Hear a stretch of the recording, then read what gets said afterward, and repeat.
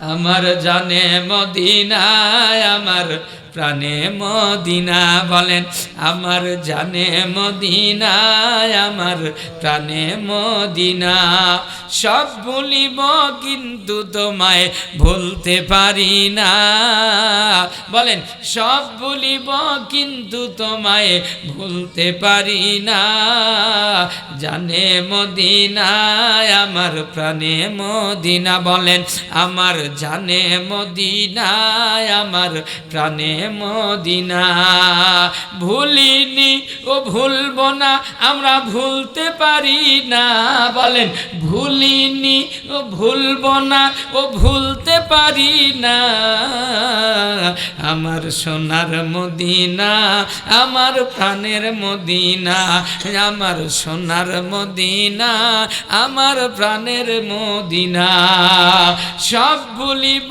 কিন্তু তোমায় ভুলতে পারবো না বলেন সব ভুলিব কিন্তু তোমায় ভুলতে পারবো না আমার সোনার মদিনায় আমার জানে মদিনায় আমার প্রাণে মদিনা বলেন আমার জানে মদিনায় আমার প্রাণে মদিনা সব ভুলিব কিন্তু তোমায় ভুলতে পারবো না আমার জানে মদিনায় বলেন আল্লাহু আকবার 7 বছরের শিশু আব্দুল্লাহ বিন মাসউদ রাদিয়াল্লাহু তাআলা আনহু একজন মানুষের বাড়ির কাজের লোক কাজের গোলাম এই কাজের গোলাম তার কাজ হলো মাঠে ছাগল আপনার চড়াইতে নিয়ে যাওয়া ছাগল পালা হলো তার দায়িত্ব আল্লাহর নবী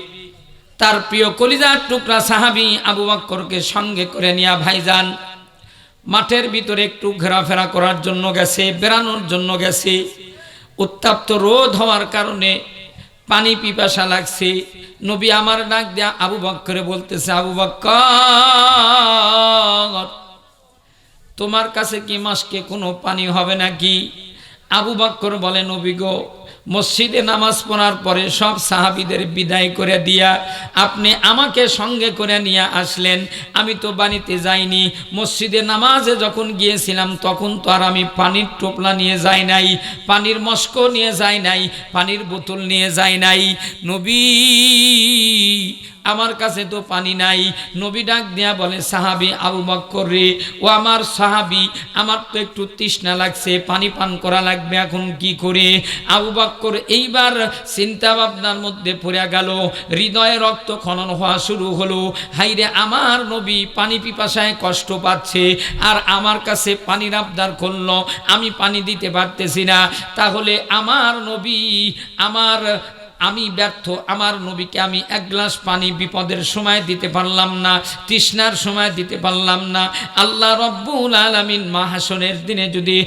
আমি আবু বকরকে জিজ্ঞেস করে আবু বকর আমার নবী তৃষ্ণায় কষ্ট পাইছিল তুমি কেন পানি দাও নাই আমি আল্লাহর কাছে সেই সময় কি জবাব দিব ভাইজান আবু বকরের চোখ দিয়া লেবুর রসের মতো পানিগুলা বেয়ে বেয়ে পড়তেছিল জুব্বার উপরে কারণ যে সাহাবীরা নিজের জীবনের চাইতে নবীকে মহব্বত করতেন ভালোবাসতেন আর সেই নবী যদি কষ্ট পায় তাহলে সাহাবীরা কিভাবে সেটা সহ্য করতে পারে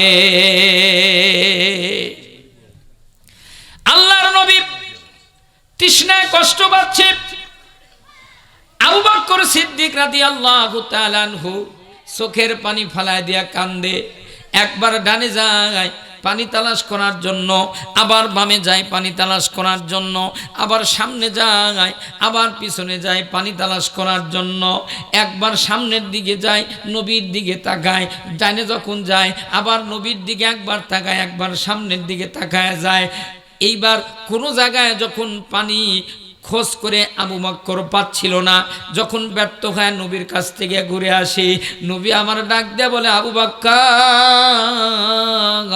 একবার আমার দিকে তাকাও আবার রাস্তা থেকে সামনে যাও ঘটনা কি আবু বকর ডাক দেয়া বলে নবীজি আমি যখন আপনাকে একলা ছাড়িয়া পানি তালাশ করার জন্য আপনার ডানে যাই, মনের মধ্যে হঠাৎ করে জেগে উঠে যদি কোনো শত্রু এসে আপনাকে ঘায়েল করে আর আমি পানি তালাশের মধ্যে মত্ত থাকব, শত্রু এসে আপনাকে হামলা করবে, হত্যা করবে, আপনাকে আহত করবে, শাস্তি দিবে, আমি নবী, আমি আবু বকর সেটা মানতে পারবো না। কারণ আপনার জন্য আমার জীবন কুরবান দিতে রাজি আছি, কিন্তু আপনারে কেউ কিছু বলবে, আমি আবু বকর সেটা মানতে পারবো না।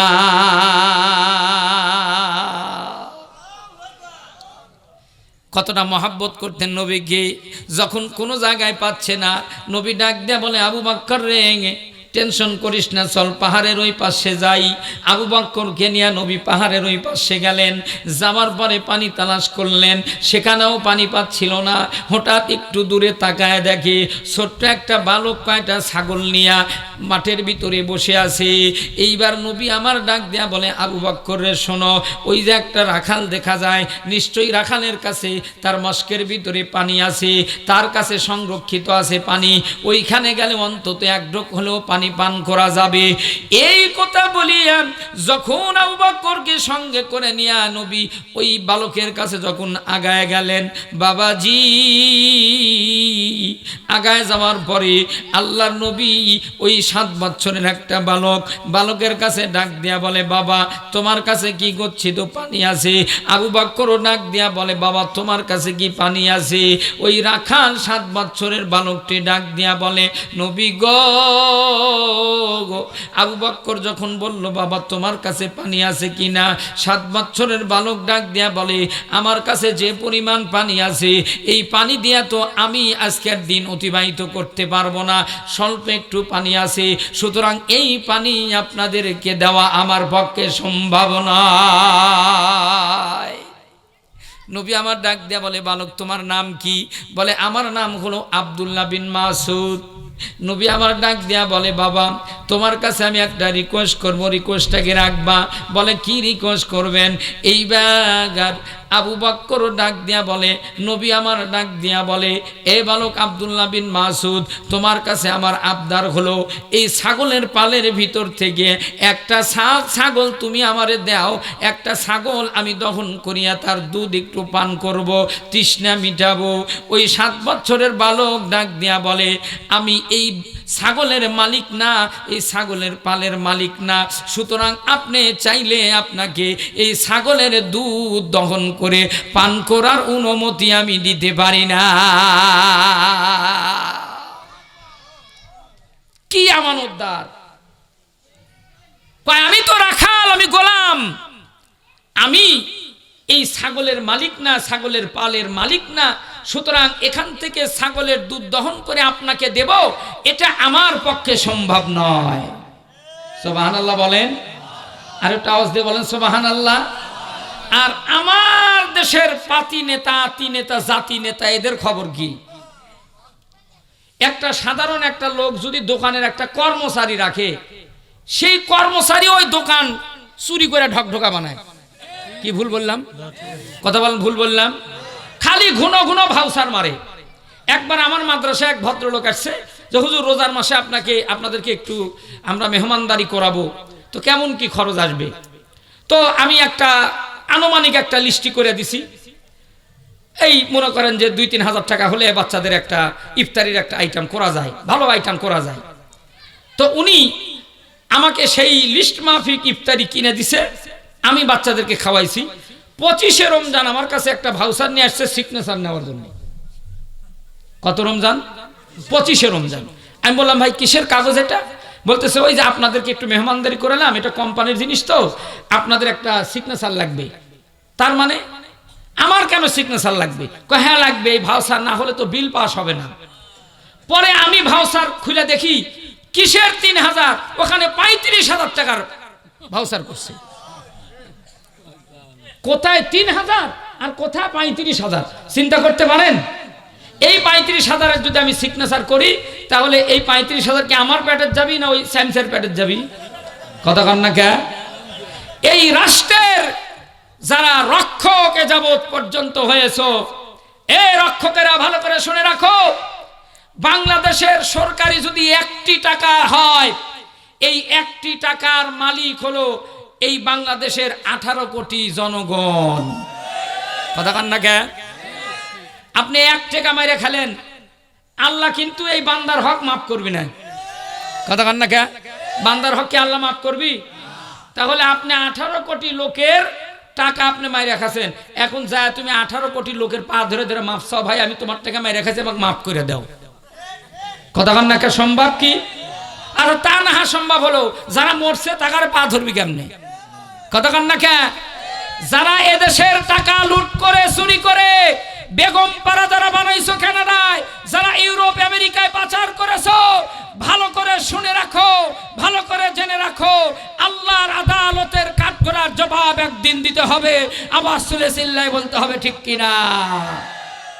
এবার যেখানে সেখানে ভোট দিব না ভাই, বলেন এবার যেখানে, সবাই বলে না হাজি সাহেব, বলেন এবার যেখানে সেখানে ভোট দিব না ভাই, তোমার আমার ভোটটা যেন, তোমার আমার ভোটটা যেন ইসলামের পক্ষেই হয়। এবার যেখানে সেখানে ভোট দিব না ভাই, বলেন এবার যেখানে সেখানে ভোট দিব না ভাই।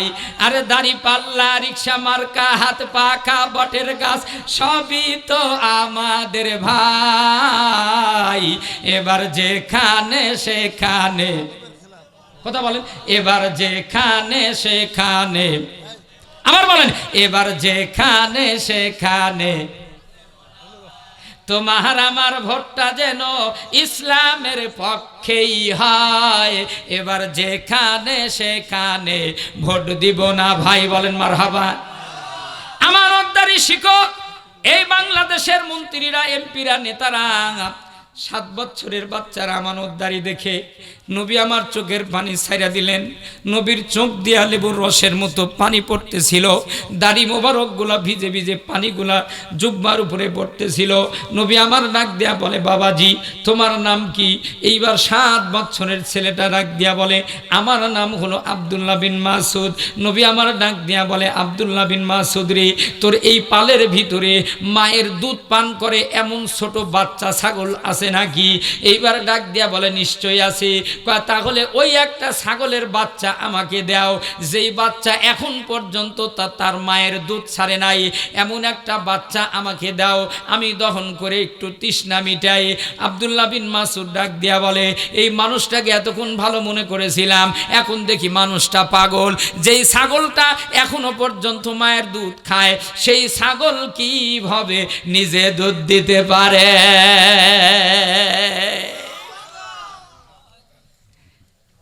চুয়নায়াত কাদরে কাইয়ুমে কাগাত দরকাফে দাউদেয়াহিন মোমে কার। আল্লাহর কি কারিগরি বকরিলা দে বরি বরি, বলেন আল্লাহর কি কারিগরি বকরিলা দে বরি বরি।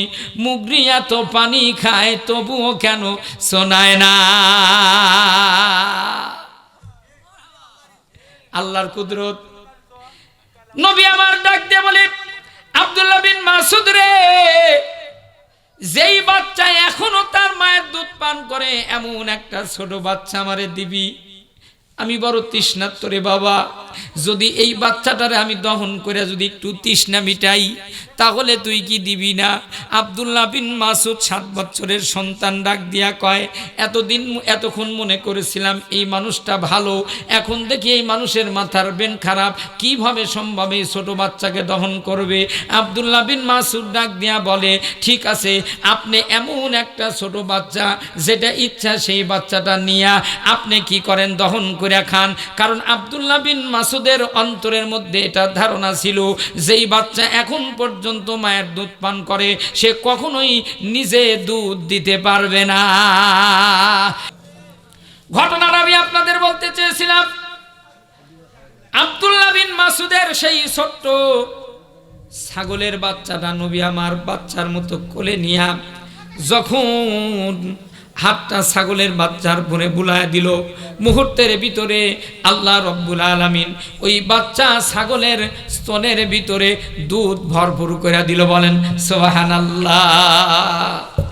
এই কথা বলে নবী আমার আবু বকরকে সঙ্গে করে নিয়ে যখন ওই জায়গাটা ত্যাগ করতেছিল, মুগরি জবাই করে জমিনে ফেলে দিলে যেমন আশ্রাশ্রি করে, এই 7 বছরের আব্দুল্লাহ বিন মাসুদ ওই জমিনের উপরে কাটা মুরগির মতো লাফায়া লাফায়া কাঁদতেছিল। নবী যখন পিছনে তাকাইছে, তাকায় দেখে আব্দুল্লাহ বিন মাসুদ উত্তপ্ত বালুর মধ্যে ঘোরাঘুরি করে আর কান্দে। নবী আমার আবু বকরকে নিয়ে আব্দুল্লাহ বিন মাসুদের কাছে চলে আসলো। আসার পরে জিজ্ঞেস করলো, আব্দুল্লাহ বিন মাসুদ কান্দো কেন বাবা, তোমার কি হয়েছে? এইবার ডাক দেয়া বলে, কে গো আপনি? আপনার পরিচয়টা তো জানা হলো না। যেই লোকটার হাত বাচ্চা ছাগলের স্তনের উপরে লাগলে দুধে ভরপুর হয়ে যায়, দুধ দেয়, এই মানুষ পৃথিবীর কোনো সাধারণ মানুষ হতে পারে না। এই মানুষটা নিশ্চয়ই পৃথিবীর অসাধারণ মানুষ। নবী আমার ডাক দেয়া বলে, বাবা আব্দুল্লাহ বিন মাসুদ, আমি এই পৃথিবীতে আখেরি পয়গম্বর মুহাম্মদুর রাসূলুল্লাহ, আমি কোরআন নিয়ে এসেছি, দিন নিয়ে এসেছি। আব্দুল্লাহ বিন মাসুদ আর দেরি করলো না, এক দৌড় মারিয়া আমার নবীর পা মোবারক জড়ায় ধরে কান্দে আর বলে, নবী গো, আমি তো গোলাম, মালিক হলে আপনাকে আমি নিজেকে গোলাম বানায় ফেলতাম, আপনার মালিকানায় চলে যেতাম, কিন্তু আমি একজনের গোলাম, ইচ্ছা করলে এখান থেকে যেতে পারবো না। তবে নবী, আপনার হাতে একটু কালেমা পড়ে মুসলমান হতে চাই, আপনি আমার জন্য একটু দোয়া করবেন, আল্লাহ রব্বুল আলামিন যেন আমাকে এই জালেমের হাত থেকে বাঁচাইয়া দেয়। নবী আমার ডাক দেয়া বলে, আব্দুল্লাহ বিন মাসুদ, টেনশন করো না, চিন্তা করো না, অতি দ্রুতগামী আমার সঙ্গে তোমার দিদার হয়ে যাবে।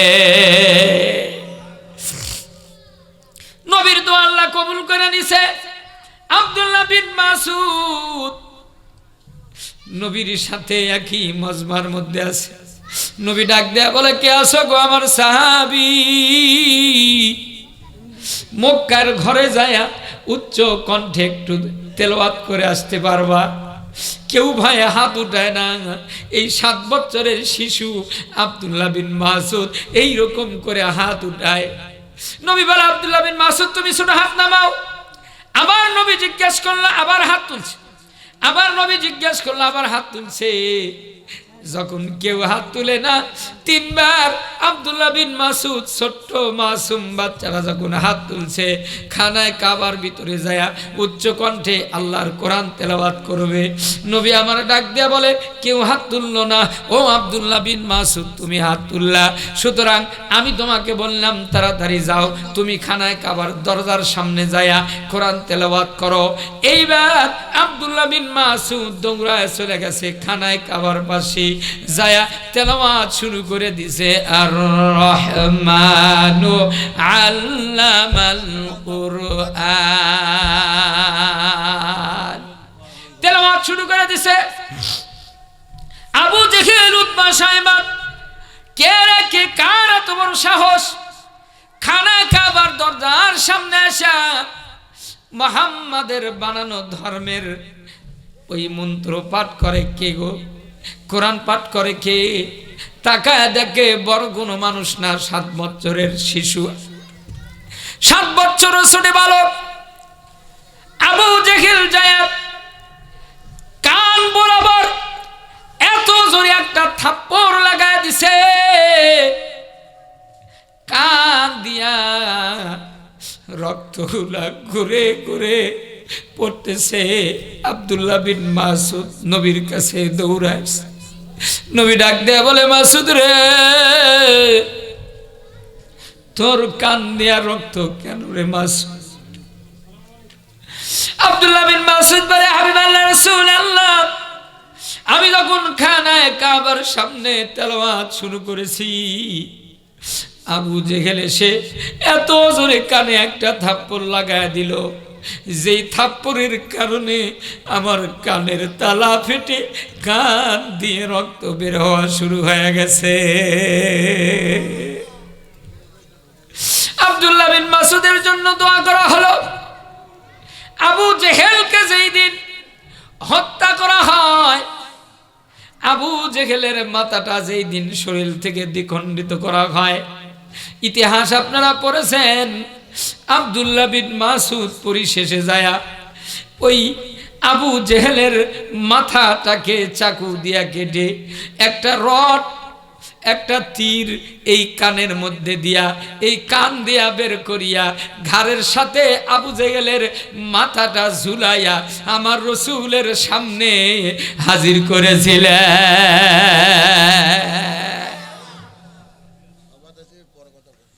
সম্মানিত ভাইরা রে আমার, এই আব্দুল্লাহ বিন মাসউদ সেই আব্দুল্লাহ বিন মাসউদ, নবী তেলাওয়াত করছে, আব্দুল্লাহ বিন মাসউদ বসে বসে শুনছে। পরে যদি বলা হইল, আব্দুল্লাহ বিন মাসউদ তুমি যা শুনলা তা কি বলতে পারবা? সঙ্গে সঙ্গে আব্দুল্লাহ বিন মাসউদ নবীর কাছ থেকে যতক্ষণ সময় তেলাওয়াত শুনছে সবগুলো একবার শোনার সঙ্গে সঙ্গে আব্দুল্লাহ বিন মাসউদ তেলাওয়াত করে শোনায় দিতে।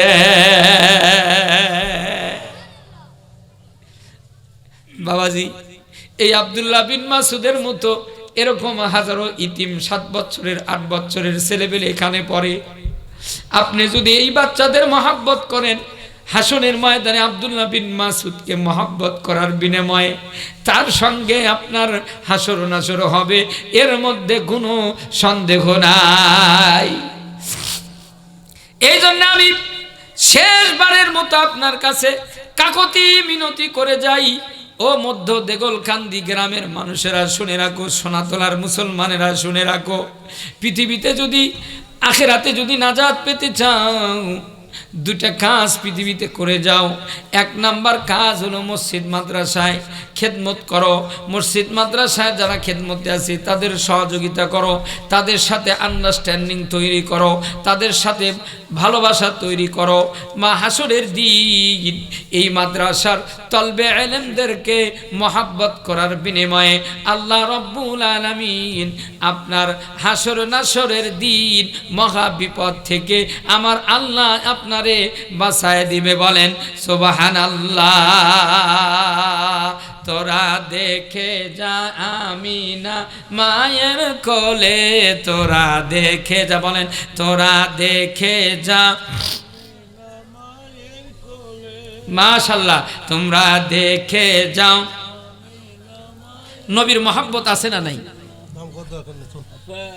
নাম করার দরকার নাই। এখানে 2000 টাকা আল্লাহর রহমতে একজন দিয়েছেন, আল্লাহ তাআলা দানকে কবুল করেন সবাই না আমিন। আল্লাহ জানে মালে বরকত দান করেন সবাই না আমিন। যেমন গোপনে দান করছে আল্লাহ তাআলা এইভাবে গোপনে তার গুনাহ মাফ করে দিয়া তাকে জান্নাতের ফয়সালা করে দেন হাসরের ময়দানে। সকলে বলেন আল্লাহুম্মা আমিন। সম্মানিত ভাইরা রে আমার, এই নবীর মহব্বত কলিজার মধ্যে রাখার দরকার আছে না নাই? কথা বলা আছে না নাই? আব্দুল্লাহ বিন মাসউদ যেমন নবীকে মহব্বত করলো, পুরস্কার পায় গেল। ছাগলের বাচ্চা নবীকে মহব্বত করে পুরস্কার পায় গেল। যার সিনার ভিতরে আমার নবীর মহব্বত আর ভালোবাসা থাকবে, বলেন তো দেখি সে পুরস্কার পাবে কি পাবে না?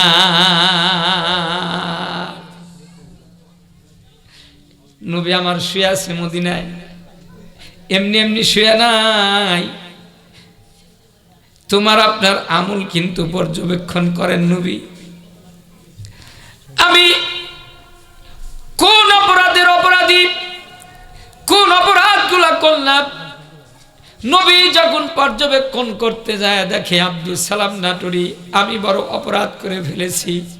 মদিনার মধ্যে শুয়া শুয়া নবী আমার কান্দে আর ডেকে ডেকে বলতে থাকে, নবীর উম্মত, এই উম্মত, যেই দিন তোদের কাছে জমা দিয়ে আসলাম, আমানত দিয়ে আসলাম, আজকে সেই দিনটাকে আমার চোখের সামনে তোরা ধ্বংস করে ফেলতেছিস। যেই দিনের জন্য আমি নবী দাঁত শহীদ করলাম, যেই নবী দিনের জন্য নিজের রক্তগুলা তায়েফের ময়দানে ঝরায় দিল। আজকে আপনার সেই নবীর দিন ছেড়ে দিয়া সামান্য একটু গদির আশায়, পদের আশায়, অর্থের আশায়, সামান্য একটু সম্মান পাওয়ার জন্য আজকে সেই নবীর আদর্শে জলাঞ্জলি দিয়া বাতিলের পক্ষ নিয়ে যখন মুসলমান বাতিলের সাথে আপোষ করে ঘুরে, আমার নবী মদিনায় কান্দে, উম্মত রে তায়েফের ময়দানে রক্ত ঝুনায় দিন দিয়ে আসলাম, রক্ষা করলি না। কারণ আল্লাহ তাআলা একটা শব্দ দিয়া দুটা জিনিস ফরজ করেছেন। একটা হলো আকিমুস সালাত, আকিম শব্দ দিয়া নামাজ ফরজ করেছেন। আবার আকিমুদ্দিন, আল্লাহ আকিম শব্দ দিয়া তার দিন প্রতিষ্ঠা করা ফরজ করেছে। সুতরাং তুমি যদি নামাজ পড়ো, তোমাকে ওই দিন কায়েমের আন্দোলনের শরীক থাকা লাগবে, আল্লাহর দিন আল্লাহর জমিনে বাস্তবায়িত করা লাগবে। তুমি নামাজ পড়ো, দিন কায়েমের আন্দোলনে থাকো না, তাহলে বোঝা গেল তুমি অর্ধেক মানো আর অর্ধেক মানো না, তোমার ইমানের ত্রুটি আছে।